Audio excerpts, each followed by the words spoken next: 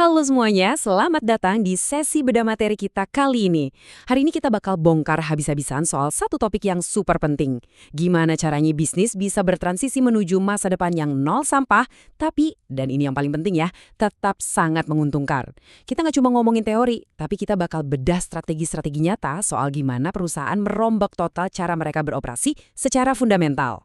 Coba deh bayangin angka ini, 3,88 miliar. Wah, gila kan? Angka raksasa ini tuh proyeksi metrik ton sampah global yang bakal kita hasilkan di tahun 2050 kalau kita terus-terusan terjebak dalam sistem kita yang sekarang. Maksudnya, itu sampah yang cukup buat nutupin kota-kota besar. Ini bener-bener skala masalah yang udah nggak bisa kita diamin lagi. Nah, ini dengan pas banget ngasih gambaran bedanya. Di kiri kita lihat model tradisional yang jujur aja udah rusak parah. Ambil, buat, buang, atau ekonomi linier. Di kanan ada pergeseran paradigma yang sifatnya udah darurat banget. Kurangi, gunakan kembali, regenerasi, alias ekonomi sirkular. Ingat ya, ini bukan semata-mata soal menyelamatkan bumi, tapi pada akhirnya ini soal menyelamatkan keuntungan dan bisnis itu sendiri. Tenang aja, kita bakal bedah transformasi gede ini pelan-pelan. Kita bakal mulai dari titik hancurnya ekonomi linier, lanjut ke rantai pasok sirkular, merancang untuk siklus, mesin logistik terbalik, peran ESG dan teknologi, sampai lihat aksi nyata sirkularitas di lapangan. Oke, kita masuk ke bagian pertama, titik kehancuran ekonomi linier. Bukti kegagalan model linier ini tuh benar-benar bikin geleng-geleng kepala. Bayangin aja, saat ini lebih dari 90% material kita berakhir terbuang atau hilang gitu aja. Ditambah lagi, emisi dari rantai pasok ternyata 26 kali lipat lebih gede daripada emisi operasional perusahaannya sendiri. Jadi, kita harus sadar kalau ini bukan sekedar krisis lingkungan.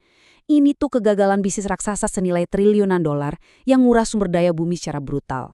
Terus solusinya apa dong? Nah, kita masuk ke bagian 2, rantai pasok sirkular.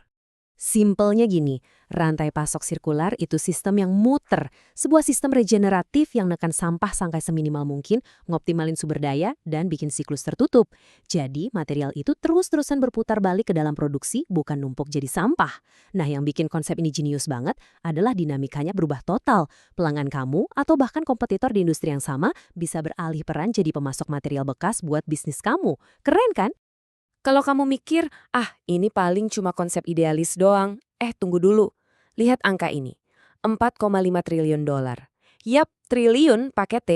Ini estimasi nilai dari revolusi ekonomi sirkular. Angka fantastis ini ngebuktiin kalau beralih ke model sirkular bukan cuma pilihan yang manis buat PR perusahaan, tapi sebuah kebutuhan mutlak supaya bisnis kamu bisa tetap hidup dan kompetitif. Sekarang pertanyaannya, gimana cara mulainya? Kita bahas di bagian 3, merancang untuk siklus. Hampir semua produk yang ada sekarang tuh harus dirombak desainnya dari awal. Coba lihat pilar-pilar ini, mulai dari modularitas. Fairphone misalnya, mereka bikin ponsel cerdas yang komponennya bisa kamu copot dan ganti sendiri kalau rusak, nggak perlu beli HP baru. Terus ada durabilitas, biar produk awet, dan penyederhanaan material. Maksudnya tuh pakai satu jenis bahan aja dan ngehindarin lem permanen, supaya nanti pas produknya udah nggak kepakai, gampang dibongkar dan didaur ulang. Dan desain sirkular ini tuh memicu berbagai inovasi yang, wow, keren banget sih aslinya. Ilmuwan di Singapura berhasil nyiptain pembungkus makanan biodegradable dari limbah biji alpukat. Nggak cuma ramah lingkungan, ekstrak dari biji ini ternyata ampuh banget mencegah oksidasi dan ngelawan pertumbuhan bakteri berbahaya di makanan. Bener-bener mind-blowing. Inovasinya nggak berhenti sampai di situ. Limbah pertanian yang biasanya dibakar atau dibuang gitu aja, kayak daun nanas atau bubuk biji zaitun, sekarang bisa disulap jadi kemasan premium yang mewah. Permintaan pasar yang makin tinggi buat kemasan bebas sampah benar-benar jadi bahan bakar utama buat terobosan kreatif dan ilmiah semacam ini. Oke, kita udah punya produk hebat yang dirancang buat didaur ulang. Tapi ada satu pertanyaan krusial nih buat kamu. Gimana caranya produk yang udah dibawa pulang dan dipakai sama konsumen itu bisa ditarik balik ke perusahaan kamu? Itu ngebawa kita ke tulang punggung operasinya di bagian 4, mesin logistik terbalik. Logistik terbalik ini ibarat jalan mundur buat produk. Alirannya dimulai dari narik atau ngumpulin retur barang dari konsumen. Terus barangnya disortir, dinilai masih ada harganya nggak. Kalau masih bagus, masuk tahap refurbishment atau perbaikan. Kalau udah mentok, baru deh masuk pemulihan material alias didaur ulang. Lewat 4 langkah ini, perusahaan meraup nilai kembali dari pasar logistik terbalik. Yang asal kamu tahu aja, nilainya sekarang tembus 841 miliar dolar. Tapi ya, ngelacak barang jutaan ton yang gerak maju mundur itu kompleksnya minta ampun. Disinilah teknologi tingkat tinggi turun tangan. Internet of Things atau IoT melacak barang secara real time. AI dipakai buat memprediksi volume retur produk secara akurat, dan blockchain mastiin semua data otentik dan transparan saat barang masuk lagi ke pasar sekunder. Jadi nggak ada cerita barang palsu atau material bodong. Mari kita lihat gimana pergerakan ini diukur di bagian 5, ESG, teknologi, dan metrik. Ngomong doang kalau perusahaannya sirkular sih gampang, tapi buktinya mana? Tanpa metrik yang jelas, itu cuma omong kosong. Coba lihat tabel ini. Indikator sirkularitas material benar-benar mengukur penggunaan restoratif dari bahan baku kita. Terus ada metrik tingkat pengalihan tempat pembuangan akhir, standarnya lebih dari 50% limbah wajib berhasil dialihkan.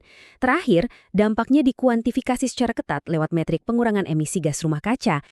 Dan sejujurnya, ini bukan cuma inisiatif dari perusahaan yang pengen tampil baik. Pemerintah dan regulator udah mulai maksa perubahan ini jadi hukum wajib. Arahan pelaporan keberlanjutan perusahaan kayak CSRD di Uni Eropa, regulasi desain ramah lingkungan, sampai perluasan hukum tanggung jawab produsen, bikin sirkularitas ini bukan lagi sekedar tren bisnis, melainkan mandat hukum yang suka nggak suka harus ditaati di pasar global.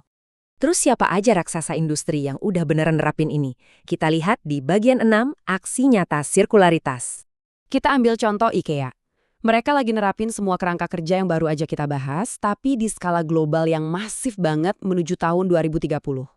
Bayangin, mereka harus menyelaraskan 800 pemasok dari seluruh dunia, ngerancang ulang semua produk biar bisa dipakai untuk banyak siklus hidup, menghentikan ketergantungan sama bahan baku murni, dan secara agresif memperluas pasar furnitur bekas mereka.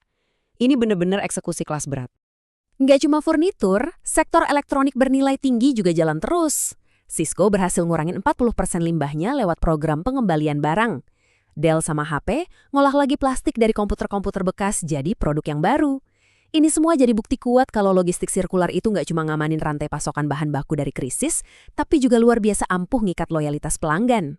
Jadi, poin krusialnya itu ada di kutipan dari sumber materi kita ini, perusahaan yang memimpin transformasi ini, mereka yang beralih dari linier ke sirkular dengan niat dan kecepatan, akan menentukan lanskap persaingan untuk beberapa dekade mendatang. Bener-bener kalimat yang menohok kan? Ini bukan lagi sekedar program ramah lingkungan, ini adalah strategi mutlak buat bertahan hidup di dunia bisnis. Yang akhirnya ngebawa kita ke satu pemikiran penutup buat kamu semua. Seberapa cepat organisasi kamu bisa ngelakuin transisi ini sebelum model linear yang udah rapuh itu bener-bener ancur berantakan? Coba deh dipikirin. Terima kasih banget udah ikutan sesi bedah materi yang mendalam ini. Semoga insight hari ini bermanfaat. Teruslah belajar dan sampai jumpa lagi.